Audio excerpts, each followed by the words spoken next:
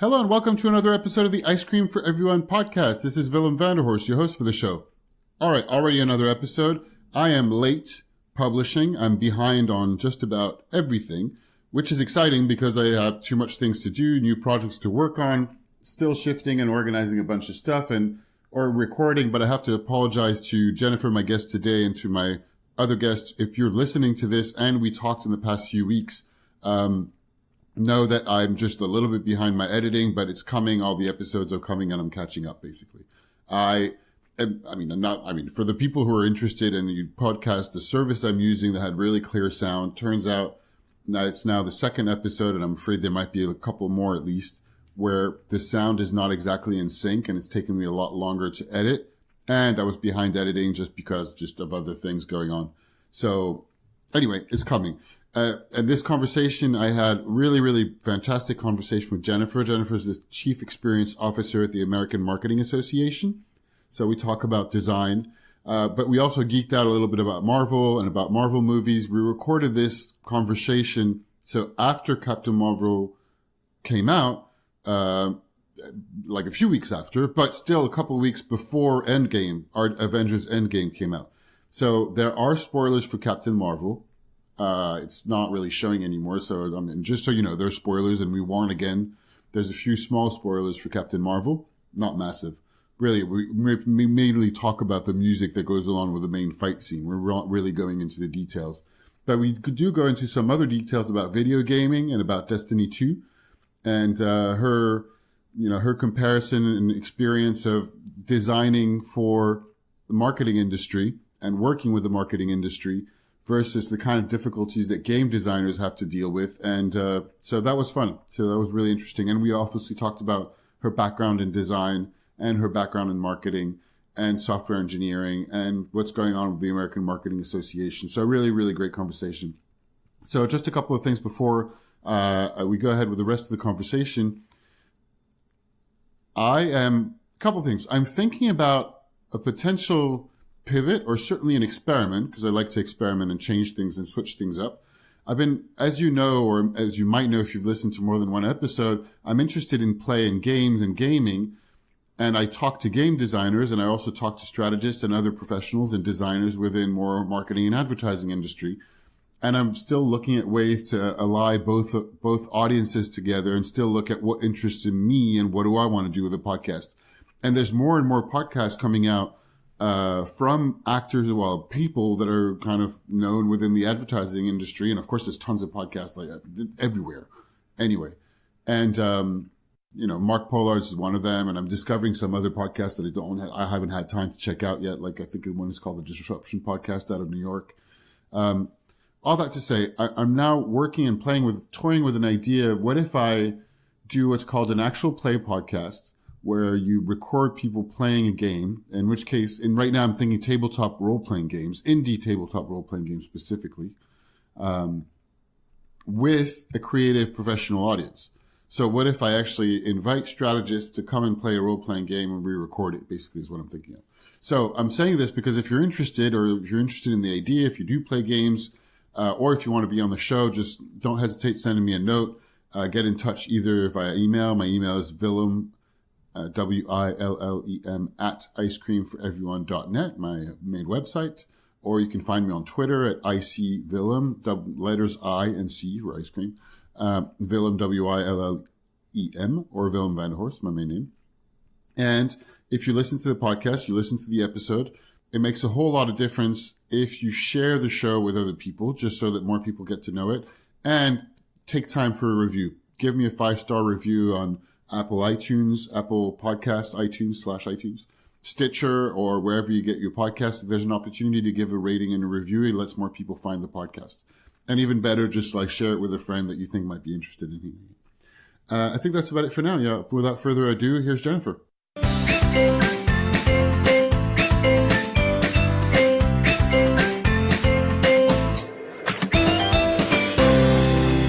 Hey, Jennifer, welcome to the show. Hi. Thanks, Phil. Yeah, thank you for joining me. It's great. It's one of those happy and I would say serendipitous encounters as I regularly browse through LinkedIn, both for keeping in touch with people and keep on the lookout for anybody that seems interesting to have on the show. And you know how there's usually recommended people to be in contact with on the sidebar. And that's where I came across your name. And I was like, oh, the American Marketing Association. That sounds like an interesting set. And then I just read a little bit more of your profile and got in touch. And here we are. Great. Well, thanks for having me. Absolutely. Let's see, where should we start? I was thinking, so of course, there's a number of different areas we can start, but I thought maybe we go with pop culture in this one. And I saw you recently tweet about Captain Marvel and the number of the box offices it was doing. So I was suspected. So did you, I mean, I'm guessing, did you watch it? I did watch it. I watched it with, my son and my husband over the weekend. Awesome. What did you think? And do you regularly follow all the Marvel superhero movies or not so much? I do. We're a big kind of nerdy gaming family, but also into, I wouldn't say we're diehard, have to see it opening weekend fans, but we're definitely into the Marvel movies. A lot of it because we had Marvel stock for a while. And I think it rolled into, I want to say it merged with Disney or Disney bought, I don't know, something happened with that. But anyway, Disney bought them. Yeah. And I've always been a fan of Captain Marvel, and there's just not a whole lot of female superheroes, so I kind of perk up and take interest. And especially lately, there's been a lot of girl power kind of going around, and I think it's interesting to see what happens in the film world, and how, art gets, how reality gets translated into everything that's going on gets translated into art. So, yeah. Did it satisfy your expectations from any of those perspectives? Or I don't know if you had any expectations. But... Yeah, that's an interesting question, because before we went, I noticed, I always look at reviews like any diligent, I guess, digital person now, or any person now. Yeah. And I looked on Metacritic, and I noticed there were a lot of really negative reviews that sounded very similar. I found out after the fact that there was this whole push. My husband heard something on NPR or read something about white supremacist groups like intentionally putting bad reviews up for the movie. Which is fascinating because I didn't know that going in, but I did know something seemed off about the reviews. So going into it, I was kind of, they're kind of big, dumb, big, dumb action movies, and that's kind of what I like about them. Yeah. You don't have these expectations of going really deep. Sometimes some of them surprise you and have some more depth to it, I think. But the interesting thing about Captain Marvel, and the interesting thing about Captain Marvel in particular, is the difference between how my husband perceived it and how I perceived it. He saw it, I think, as just, it was all right, when there was a scene in it, and have you seen the movie? Yeah, I've seen it. And okay. I'm sorry for any spoilers for anybody else, but it's been out for a little while, so hopefully we're not. Yeah, so I see. Yeah, that's what I was going to say. A bit of a spoiler alert here, but the scene, when she finally, the fight scene when I think they're playing No Doubt, it actually gave me chills. Yeah. Which is funny because it's just like any other fight scene. But I think it's something about the experience of being a woman and a female and seeing, especially in my age group, I think, in my generation, and seeing fight scenes like that really pushes almost obviously so on the theme of being female and powerful and a superhero. I think, I certainly experience it from my perspective, and my life experiences that I bring into it are different than my husband. So we had an interesting conversation afterwards about how we saw the movie differently. Yeah, that's really great to point out. And it's one of the things I have to, I mean, I don't have to, but I do remind myself of that it's not necessarily, it's while it's for the whole audience because, and I don't know if it's being a guy, but partly perhaps being a guy, I had probably the same kind of opinion as your husband. I thought it was great and it was fun, but it didn't reach me in the same way. And I didn't have that experience seeing Captain Marvel here. I think I saw it where there was not a lot of people in the cinema showroom that night. But when Wonder Woman came out and I went to see it near the weekend opening or an evening, I can't remember. Anyway, the cinema room was full and a lot of women who were really, really full on cheering when fight scenes were on. And I realized at that point that I was like, wow, this is a whole other deal for women than it is for me. And it's interesting just to remind myself of that. Yeah, I do. I will say I was disappointed because I think that I could talk for a while about this, but anyway, I did think that the storyline and the intention behind, and I did feel a lot of that the intention behind the story was better than actually how, the result of it. I think some of it was, I do agree with other people, and that actress wasn't, I kind of wanted to see someone with a little more humor, and just the delivery of it was a little off. I still appreciated it, but I think it could have been much better. I don't know if it was the direction or the actress, but the combination of the throwback to the 80s and the kind of humor that didn't really exist in Wonder Woman. Wonder Woman was more serious, which I thoroughly enjoyed Wonder Woman, but it was more serious. This one was, had that kind of fun, especially I think, the combination of the fight scene with No Doubt, kind of spoke to me, probably my generation too, because, hearing that song and that brings to mind certain feelings and experiences too, that I could tell they're trying to play. They were trying to play with that. I think it could have been pushed further. So yeah. In that way, I think it was a little disappointing, but interesting. Still good. Yeah. Yeah. On that point, I wonder, I'll see if I have the opportunity to talk to younger women and younger people in general about their experience of portraying the 90s, because it's when I grew up too. So that was like all the songs and a lot of stuff was very meaningful to me. But anyhow, it was a great movie. And I'm also having this conversation. One, I thought it was a fun opener. And also, this episode is likely to be published just before or just after the next Avengers coming out. So I don't know. Do you already have family plans to go see that, the big new one that they're already selling out of tickets for the opening weekend? We probably won't do. We're definitely going to be excited to see it. But I don't like the headache of crowded theater and seeing it, I get the excitement of seeing it with a bunch of people who are super excited, and people in the audience getting, you have that, but we probably won't go see it immediately. Yeah, I'm kind of the same. I'm looking forward to seeing it. I'm quite excited, but I don't feel like I absolutely have to go the first couple of days. If I do for whatever reason, then fine, but I'll wait a couple of days. I'll just try to avoid the spoilers between now and then. Yeah, for sure. All right. Well, let's go a little bit back then. And where are you actually from? Because I saw that you studied in the South, I believe, but I was wondering where you grew up. So I grew up in Tennessee. You're correct. I grew up in Tennessee, Hendersonville, Tennessee, which is basically a suburb of Nashville.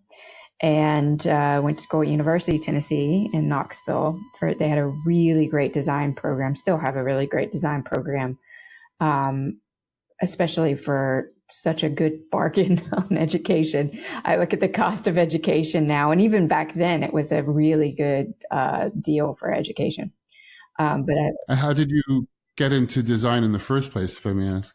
Sure. Like, how did you decide to go towards that? So I go way back to when I was when I was born. No, when I was younger, probably about 8-ish, around that age, I started showing interest in art, and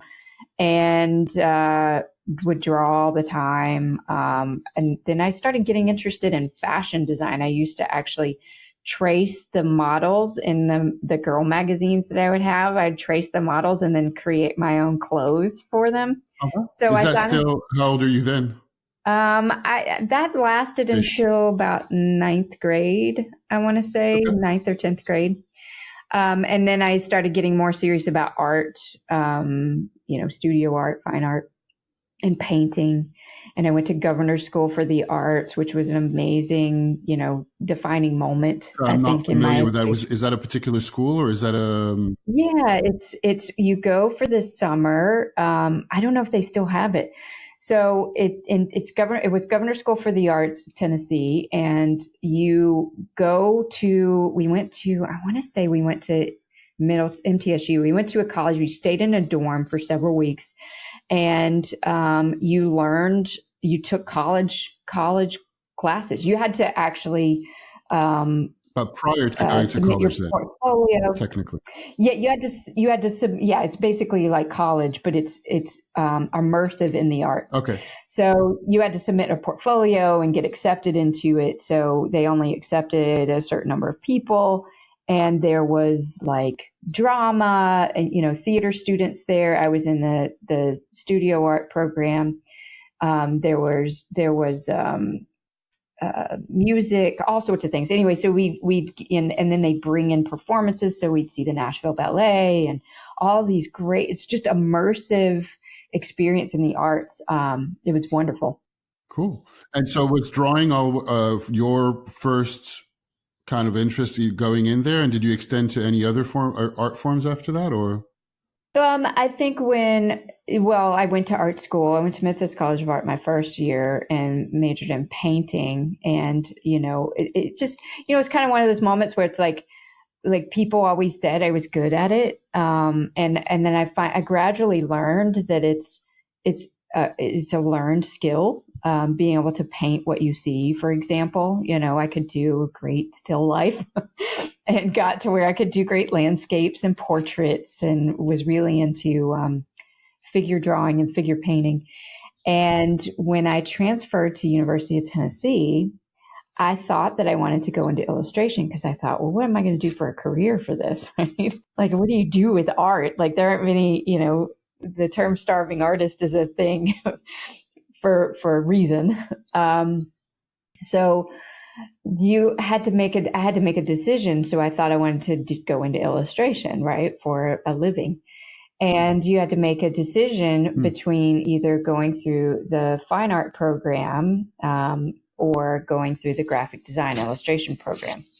And my advisor told me that it's easier to go back to, go from design to studio art than it was the other way, because you have portfolio review. So I decided to go into design, and the rest is kind of history. I had a really great teaching assistant that showed me about creativity and concept, and how design wasn't necessarily about drawing well or being able to, have aesthetically pleasing pieces, but rather it was about solving business solutions. And from there, I was hooked. Yeah. And just as you were getting interested in this on your way to the degree, or even during the degree, just because we were talking about that a second ago, were comic books part of your growing up, or? No, not it's interesting. No, not at all. I know in college I had a good friend that was in design with me, and we had talked about doing like kind of an underground comic. Yeah. And we had this, we started planning out this story, but we were just had way too many other things going on that we never did it. But it was, female superhero character, and with interesting. It would have been interesting if we'd actually done it, but we didn't. All right, cool. And another question I usually ask, I also have this interest in playing games. So I was wondering, how did you play as a child? So I'm expecting drawing was part of it, but what other forms of play did you particularly enjoy? You mean play as in like playing outside? It could be games. It could be playing, like the kinds of play you did with kids? Did you play, a lot Oh, outside or yeah. indoors or reading Yeah, or, I mean, my generation grew up riding our bike. You'd go home from school and you'd ride your bikes and you stay until it's dark and then you come in and have dinner. So yeah, there was a lot of that, I had a pretty, was it a small town where you grew up, like just kind of countryside-ish no, it or was a urban or? suburb. I mean, it was very much suburb. We knew people on our block. We went to school. We went to the bus stop, same bus stop, same friends through school. Yeah, it was a good, solid, normal, very average upbringing. I was into dance a lot. So, I think especially as I got into high school, I was on the dance team and really got into dance in terms of, even in terms of, at the time I didn't see it that way, but looking back, I definitely do.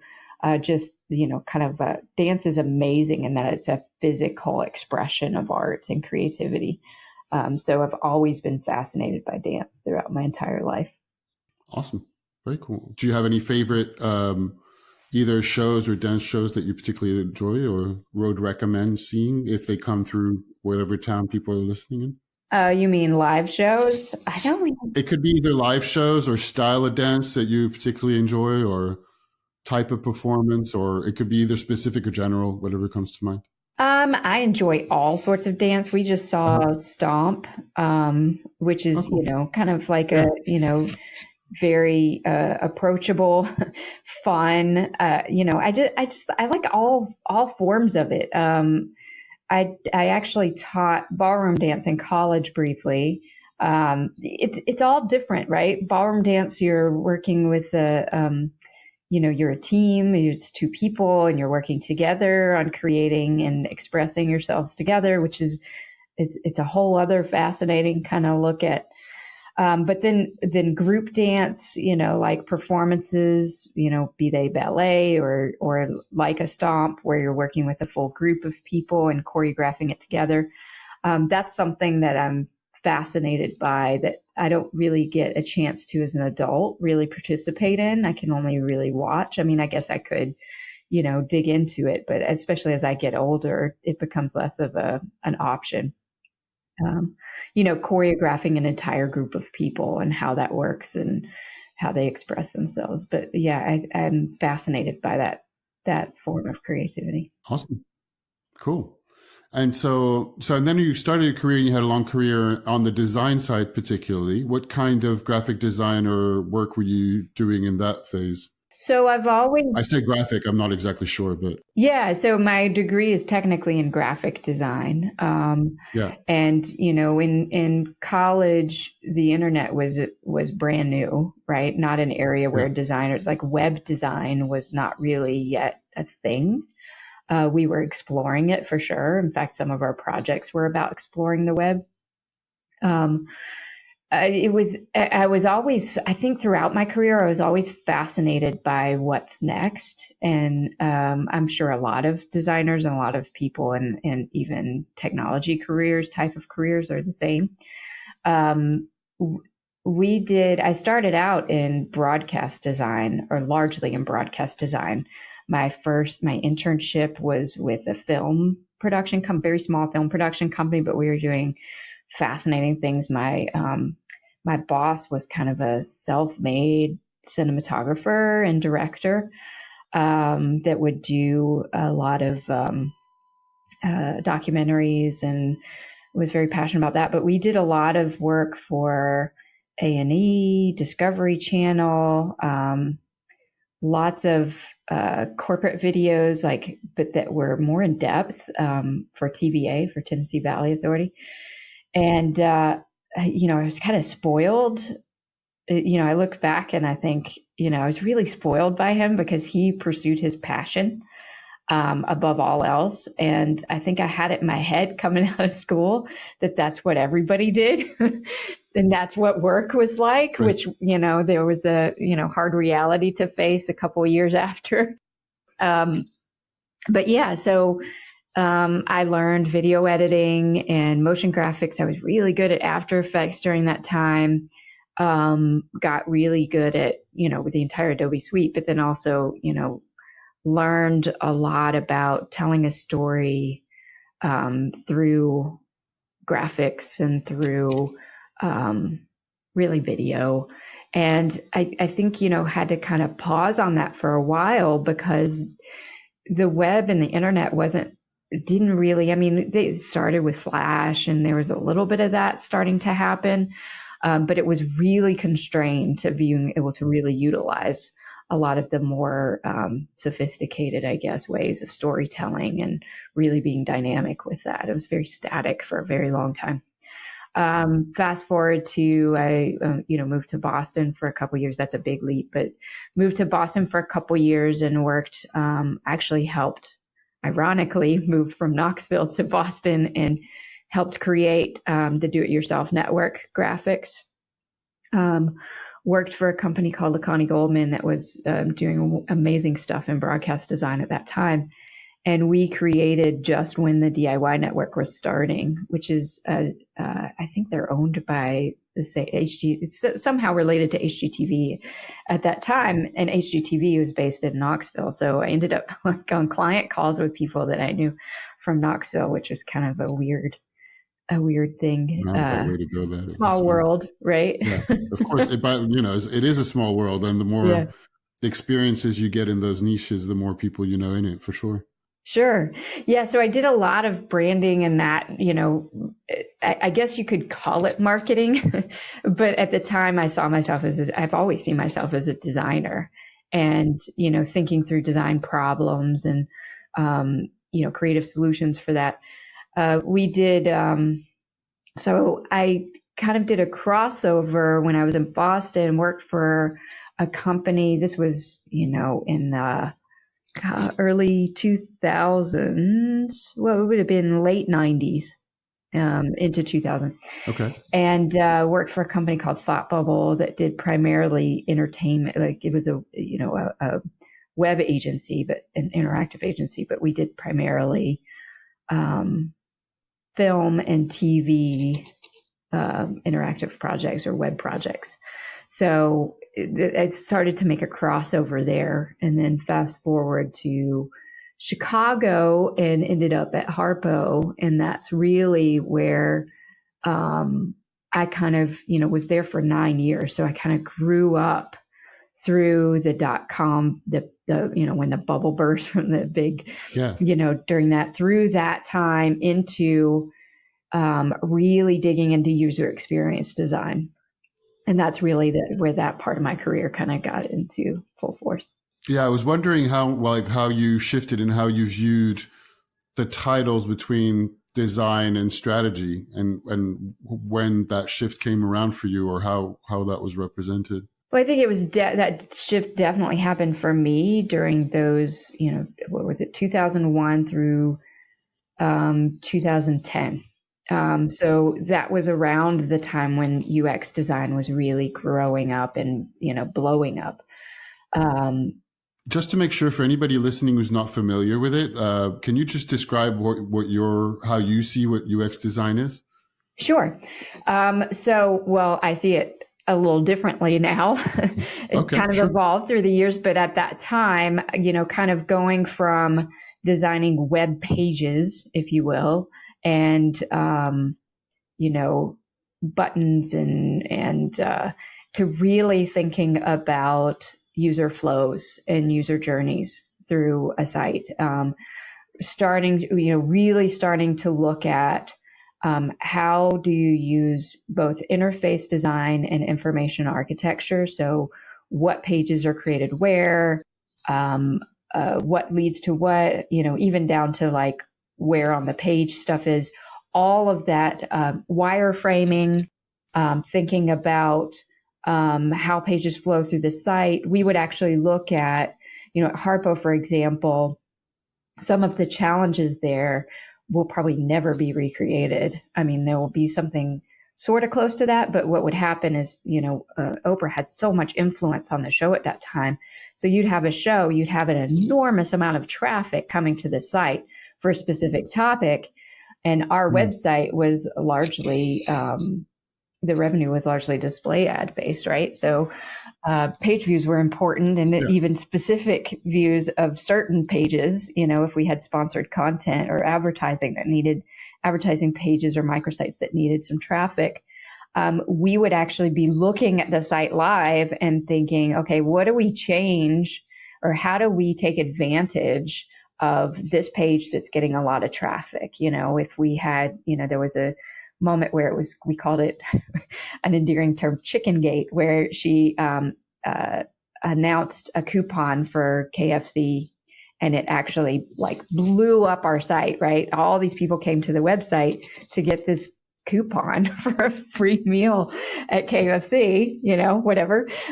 So, we had to think about, okay, how do we leverage this site, whether it's are people looking for, obviously the number one thing they're looking for is a free coupon. So we could surface on the same, related page, we could surface other deals and sweepstakes that we had, especially if they were related to food or restaurants or shopping. But in addition to that, things like comfort food and recipes and things that are related to whatever topic it is. And we could literally watch the traffic live. And it's like, when you look at ants and you can kind of draw an imaginary line with your finger and watch the ants kind of get confused. It was like setting up these cones of trying to kind of guide this mob of people through the internet. Wow.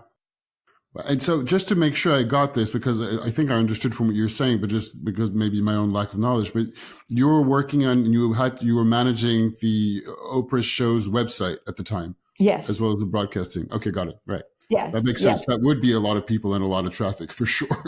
For sure. Yeah. And it was very unique business challenges, right? Because, we had to be able to support a huge amount of traffic in a short period of time. But they'd come in and get what they need and go out, right? They were looking for something very specific. So, typically, right. The show was pretty much the driver for a lot of our traffic. There were other things too. But yeah, so it was a fascinating time because it's very addicting, right? To be able to look at, this was just starting to be the time when you could actually look at this stuff and do something about it and affect it and influence it. So, previously you'd put up pages and you'd be sure you could look at clicks and click throughs on, whatever people in traffic to your site. But we were actually just starting to be able to dig into what is it that people are looking at it? What are the behaviors? What's driving those behaviors? How can we actually think about what's going on in the user's mind when they're coming to this site? And deliver to them what they're looking for. That was my first kind of glimpse at that in terms of the web. I actually, if you go back before that, in the late 90s, I guess it was just before that time. In the late 90s, there was a Nightline episode that I saw. I bring this up all the time because it was a defining moment in my career. I'm sorry, I don't know what Nightline is. It's like a late night news show. Having grown up in Europe, that's my excuse anyway. Late night TV show, like a series or a news show? And it's a series, but it's a news show. So it's like it's not it's like an in-depth really like Barbara Walters. Yeah, it's investigating. Yeah, exactly. And they do in-depth stories. So This one was called The Deep Dive, and you can find it on YouTube now, actually. It seems very dated now, but a lot of the principles behind it still hold true. But it was called The Deep Dive, and they did an immersive kind of couple of days with IDEO. Are you familiar with IDEO? Yes, but please it's a big design agency, but please, for anybody listening who might not be. Sure. So IDEO is a big design agency, very well known, very established design agency. At the time, they were primarily focused on product design, physical product design, not digital product design. Although I'm sure they did software occasionally, but back then in the late 90s, there wasn't a whole lot of, I'm sure, a lot of work for software design. and or a whole lot of work for product designers and, UX thinking or design thinking people. Anyway, they did a deep dive, and what they did was a fake project where they redesigned the shopping cart.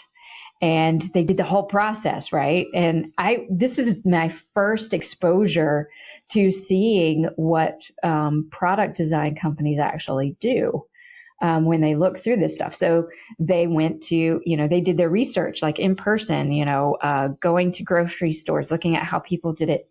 The whole thing, they had this diverse team of people. Anyway, I recommend you watch it. I'll add it to the show notes for sure, and I'll check it out. Yeah. Yeah, I was so taken by it that I sent off for the VHS tape, which was really pricey back then, right? It was probably like $50 or $60. I never did anything like that. Sent off for the tape, so I could watch it again, right? Because nowadays you could just look on YouTube for the video. Back then, that was it. Like, you're lucky if it got a rerun. But anyway, I said, that's what I want to do for a living, but not in product design because I don't want to go back to school for product design. I want to do that, somehow that's how I want my world to operate, with a diverse team where you're really digging into user behavior, the customer behavior. Oh, that's fantastic. Yeah. So fast forward to today, and that's what we're all doing now. That's what, experience design is. It's about looking at the journey of the customer and really researching it and looking at business problems from the customer perspective. That's exactly what they were doing. Wow. And so now you're the Chief Experience Officer of the American Marketing Association. So I'm definitely interested in hearing a little bit, just the overview about the AMA. And I believe, just having seen a couple of articles, that your role was newly created. I think there was not a previous Chief Experience Officer before you, or was there? There was a previous chief experience officer, but it was fairly new. It was, fairly newly created by Russ Klein, who, a handful of years before I was hired, he was a new hire, right? The board decided to take a transformative direction, and they hired Russ Klein to kind of lead that transformation, which is why I am here. It's actually what, his vision, I think it's still up on LinkedIn under his description. His vision of the AMA is what attracted me to this role. It almost feels like it was custom made just for someone like, I'm sure there are a lot of people out there who have the same kinds of passions that I do. But yeah, really meaty challenges, right? Coming into this, because, every industry right now pretty much is being disrupted by the changes in technology and digital.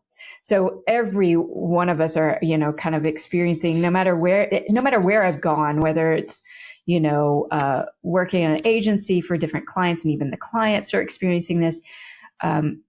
Really, like a lot of them looking at, not to be too dramatic, but, existential crises, right? Yeah. Like where it's like, why are we here and why do we exist? And are we going to exist in the future? And we better really think about this and make sure we're aligned with it. And sorry, go ahead.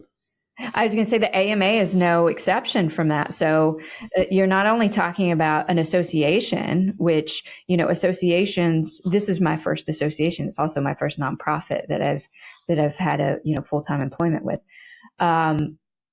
Associations are experiencing massive disruption, right? The whole reason they exist in the past has been through, networking, finding jobs. All of those reasons are really easy to do digitally now, and there are free tools out there now, and done in many ways better, right, through LinkedIn, as we've mentioned a few times, even in this phone conversation. So there's that, but then there's also the field of marketing, which is, going through massive transformation as well, colliding with technology. You see a lot of roles that are, in fact, my role is very much a combination of marketing and technology. There's a lot of roles out there. People are still like look, certainly there are still traditional, marketing roles that you think about, and the fundamentals are still there. But how we manage and deal with the customer changes how our companies and organizations are structured. So that changes what the association does. Since we serve the individual marketer, we have to think about what marketing is and who a marketer is. And do people even call themselves marketers anymore? And what types of people would call themselves a marketer? Or if they are doing marketing, but not calling themselves a marketer, like myself, for example, what are they called and how do we serve them as well? Yeah. So a lot going on. Very meaty stuff, but very, very tactically, the American Marketing Association exists, as I said before, for the individual marketer. And there's been years and years and hundreds of thousands of dollars in research and strategy to understand our primary roles, like at its core. If you remove everything else, kind of like, why do we exist? And it really boils down to three things that if we're doing our job right, then this is who we are for the marketer. We are a great coach throughout their career. We're a sense of place where, like-minded people, kind of that sense of community. And that's huge for us, really. And a badge of credibility, like being associated with the American Marketing, just even in the name we're finding even in user interviews or customer interviews that the American Marketing Association implies a lot of clout. Even if people don't know why, I mean, even just the name. It sounds very official. The name sounds very right. Yeah. So there's a lot to that. So those are the three areas at our core that we really stick to. But we're in the process of a complete transformation of our business model. Right now, within our roadmap, there's about a 3 to 5 year roadmap that we've outlined, and as it gets further out, it gets less clarity and focus. We just on February 11th, we just released entirely new technology systems, which is a huge deal for us. So we're still going through the process of stabilizing after those launches. The financial system, our database, so our CRM, and our content management system as well, all new. Wow. And just to put that in context of what a big deal that is, our previous system was set up in 1999. So back when I was watching this Nightline show, they were establishing the system that had existed in January of this year that we switched. Wow. So major changes, not just from the way the website looks or operates, but the way all the processes, not just from within the support center, which most people, we call ourselves the support center, not headquarters, not just from the support center, but also throughout our community, like the way all the chapters operate. So we have over 350 collegiate chapters, over 74 professional chapters, an academic community with multiple special interest groups. All of these that have been established through the years are now having to shift how they work, because every digital affects everything, right? And the tools affect everything. So it's a big, like I said, a big Wow. meaty project. That we're learning all sorts of things that I think even businesses going through transformation that have made a massive change aren't even understand that.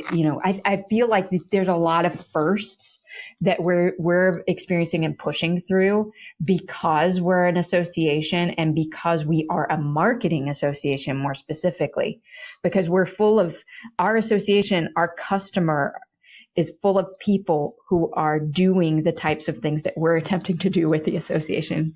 Gets very meta, right? Yes. Yeah, absolutely. And it's great to hear that, and it's great to hear the changes you're in the middle of. As you just said, a lot of the people in marketing are dealing with the same kind of changes and looking at, like, how do we deal with those challenges, particularly inside of large organizations when smaller, nimbler, tiny companies like direct to consumer brands, the millennial quote unquote brands, the Glossiers of this world, are developing their brands and marketing directly with the consumer, talking directly with social media, with none of the legacy systems that the large organizations need to change and transform and contend with. Also equally interesting to hear you say that when it boils down to it, you're dedicated to the individual marketer. I wasn't sure how much of the split of your attention or the attention of the AMA was towards individuals or organizations or businesses. Because I've come across the AMA, I've been to a couple of events here and there. Like I went to one in Chicago last year that was really great with for startup founders who were sharing about their journeys and how they use marketing and branding to grow their businesses. And it was both really interesting talks and Q&As and great people to talk and network with. But beyond those events, it's difficult to figure exactly and I knew it was a national organization, but it's really great to hear a little bit of what you're working on at the moment. Just being conscious of time, there's another topic, so I'm just not doing a very elegant segue here. But being conscious of time, and one topic that you mentioned that you were interested in that I thought would be great to hear about was talking through this intersection of video games, fitness, objects like trackers and data visual, like the quantified self movement, or at least that's the way I understood it. I wasn't sure where your attention or personal interests were around these topics. I've never heard that before. The quantified self, is that a thing? Is that like? Oh yeah, that's a thing. Okay. Oh, sorry. So that's me understanding what you told me by email. I like that quantified self. So here's a little bit of a segue from that. We just got through we just finished a design sprint, exploring, hypothesis for a business model. And one of the things that we had brought in at the beginning of the design sprint, we're looking at other, either websites or products that actually, can serve as inspiration. And I brought in, completely geeked out and brought in Destiny, showing Destiny 2, which is a video game, console game, and talked about the complexities behind, game developers have, we think we have it hard trying to navigate through the experience for the customer. Game developers have so many inputs. So that's what's fascinating to me about it. And at the time that we were going through it, they had Destiny, it's Destiny 2 actually, technically, had just released new Gambit maps and a new way, it's part of the gameplay. But basically, just to be sure I know, is it a battle arena shoot 'em up type thing where you're like first person and you have is it a team play or individual play? It's team play, although you can play. I do the PvP player versus player, so I do team play. And what I enjoy about it is that I can go on a fire team with friends that we have from Tennessee that we've known. So my husband and I play together. We literally have 2 Xboxes next to each other in the basement. We're sitting side by side, playing on 2 separate consoles and playing with our friends. We're oftentimes playing with our friends, although they haven't been playing Destiny lately. But when I was, because they had just released all these new maps and new gameplay and adjusted how they handled gameplay, it was top of mind, right? And I was just thinking about how complicated, their releases must be, because we're going through now all the bug fixes and trying to reach stabilization here with our releases. That's, nothing compared to releasing it to a bunch of really passionate gamers that are banging around on your system and have very strong opinions about your game. And granted, they have a whole lot of money to do it, but even still, it doesn't make it less complicated. So, just looking through in terms of how do you address making it complex enough or challenging enough for the players who keep coming back, but not so frustrating and unapproachable that somebody can't pick it up, right, and start playing it. Which is a huge challenge, Yes. right? I can't imagine how, you've got, and even just thinking about the different, you're choosing your different player types, your different guardian types. That's basically your player, your, I guess, warrior, fighter, whatever you want to call it. They call them guardians in Destiny.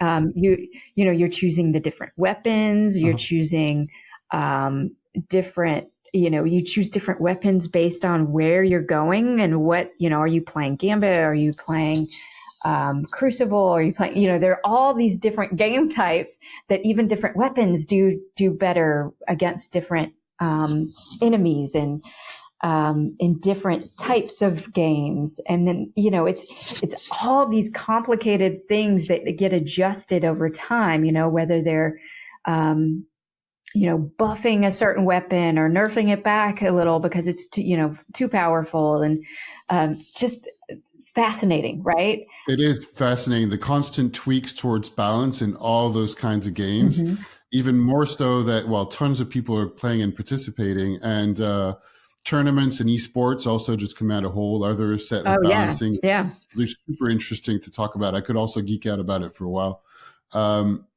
And also, you just made me think of something, which is just a thought. It's not really, it's not even going anywhere. But you know how those games have very extensive, of course, huge teams working on this, right?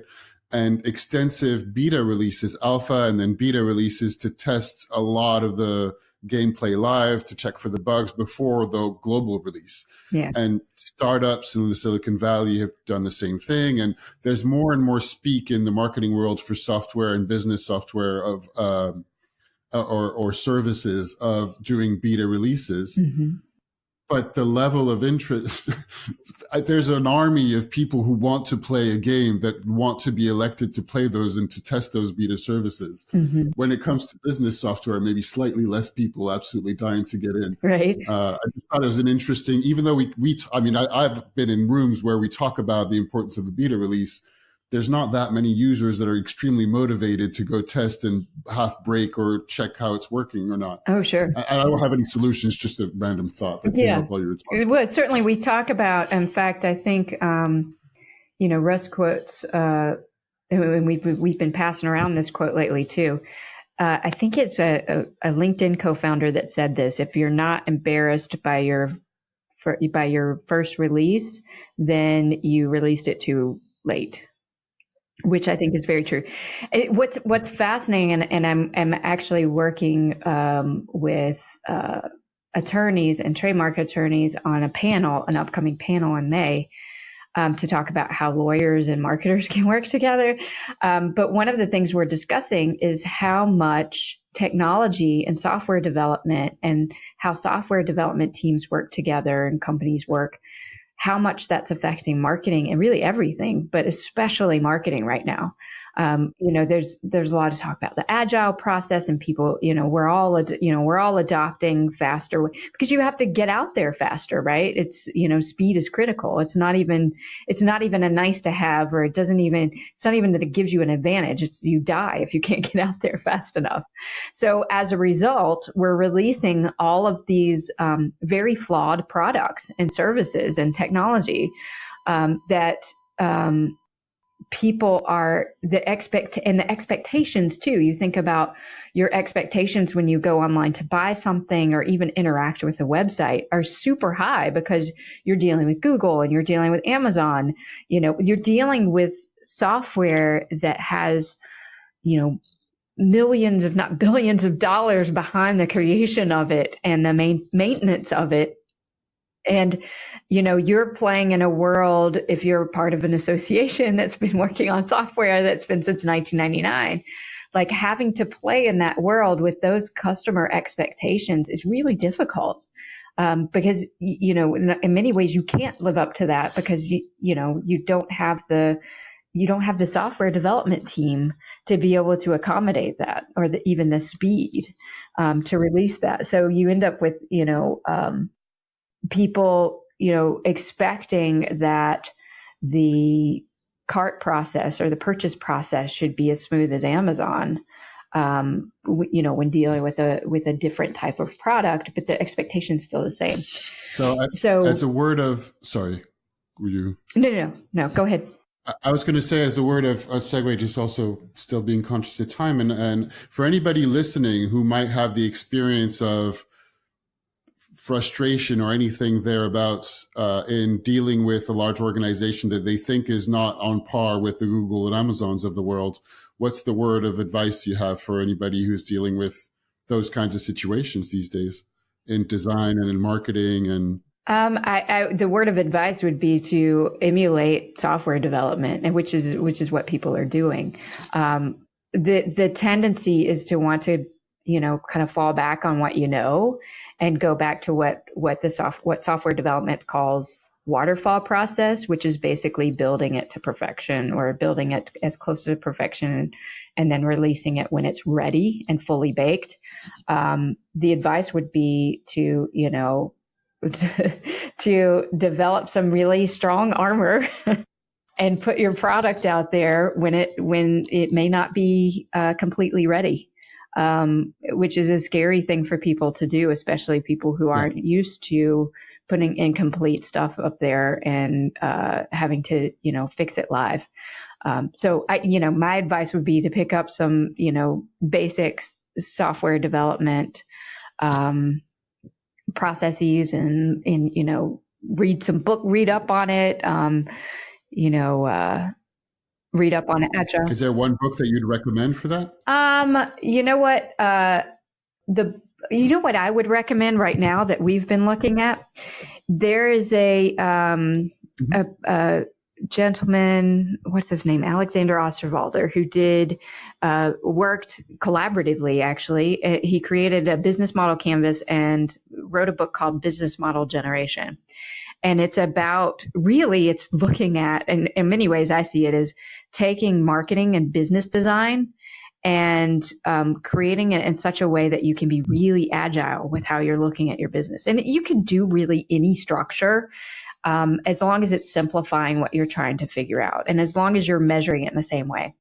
I actually have the scientific method, an infographic of the scientific method printed out on my office, hanging on the wall. So if anybody comes in and starts talking about solutions or what's not working or what isn't working, I point back to, okay, what is the question you're trying to solve? Because that is our primary problem, is that, we go down a road of throwing a product out there without going back to what are we testing?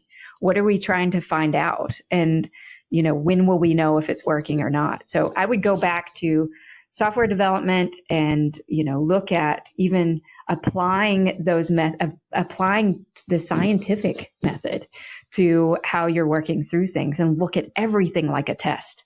Everything should be, and you're constantly having to validate whether or not something is working for your customer and your business or not. Perfect. Thank you. All right. Let's just to wrap things up. I usually finish with a cool down questions, a few supposedly simple questions at least, or at least I start with an easy one because it's the Ice Cream for Everyone podcast. So do you have a favorite ice cream flavor? You know what? There's the Moose Tracks, but it has to be the chocolate Moose Tracks. I absolutely love it. It's kind of hard to find the chocolate Moose Tracks version, but usually it's a vanilla or cream based, isn't it? Yeah. All right, cool. We talked about Destiny 2. Is there another game that you usually enjoy and recommend playing? Could be video game, could be like board game. We started playing Red Dead Redemption, although they, that's Rockstar Games who did Grand Theft Auto as well. Although I think, it's beta, like you were talking about before. So there were some issues with it. So I kind of got a little burnout on it. And I think they're upgrading it. But I like lots of different board games and video games. I just mainly look at the top rated ones and check them out. There's Exploding Kittens. Cool. I would highly recommend for a light game. It is. Yeah. That's good fun. Yes. Yeah. That's great. Cool. What's the last piece of art or media that had an impact on you? Last piece of art or media that had an impact on me. Wow. I think it was yesterday. I came across a Google. It was like Think with Google, and they were talking through. It was just a presentation on video games and the state of video games. It was like presenting some findings, and it was just fun. I mean, it wasn't like, deeply meaningful, but it was neat because they made it kind of game-like, presenting it. Yeah. Perfect. And last one, if you could give one thing to everyone, like you make a wish and everybody has it, what might that be? Probably peace. Perfect. Thank you. All right. So just wrapping up, where can people find you? I think just like where can people find you? You mentioned there was something coming up in May, a talk, or obviously like people can look up the American Marketing Association and anywhere else you are. Yeah, I would say if you look up the American Marketing Association and look at some of our events, most of our events, or I think upcoming in May, I'm on a panel, but it's really for a trademark attorney. So okay. I don't know that they'd actually enjoy that. I don't know how many I have in my audience, maybe a few, but yeah, maybe. Yeah. So, I mean, mainly American Marketing Association events. Okay. Yeah. Perfect. All right. Well, thank you very much for your time, Jennifer. I really appreciated the conversation. It was awesome. Thank you. It was fun.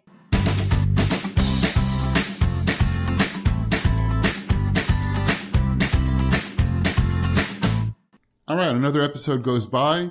It has been about 10 days since the last episode I published, which is more not because I didn't record, but because I didn't find the time to edit. So if everything goes to plan, I'll be publishing another one with less frequency before next weekend. So in less than a week, by midweek, I'm hoping. But I do also have a lot of work this week. So we'll see what we can sort out. Anyway, I really, really thank you for listening. If you're listening to this point, please consider sharing it with a friend. Even better, please consider giving me a review on Apple Podcasts /iTunes or in Stitcher or wherever you get your podcasts, Google Podcasts. 5-star review, put a few words, or send me a note or send me an email if you'd like to be on the show or if you appreciate the show. It really makes a difference. It makes a difference so that I know, and it's encouraging me to stick to my own timelines. It's encouraging me to stick to my calendar. It's encouraging me to keep talking and reaching out to other guests and look at experimenting. And if you're interested in this experiment of potentially playing role-playing games and recording it, then give me a shout as well. That's about it. All right. Have a great morning, afternoon, night, whatever time of day or night it is for you. Thanks. Bye.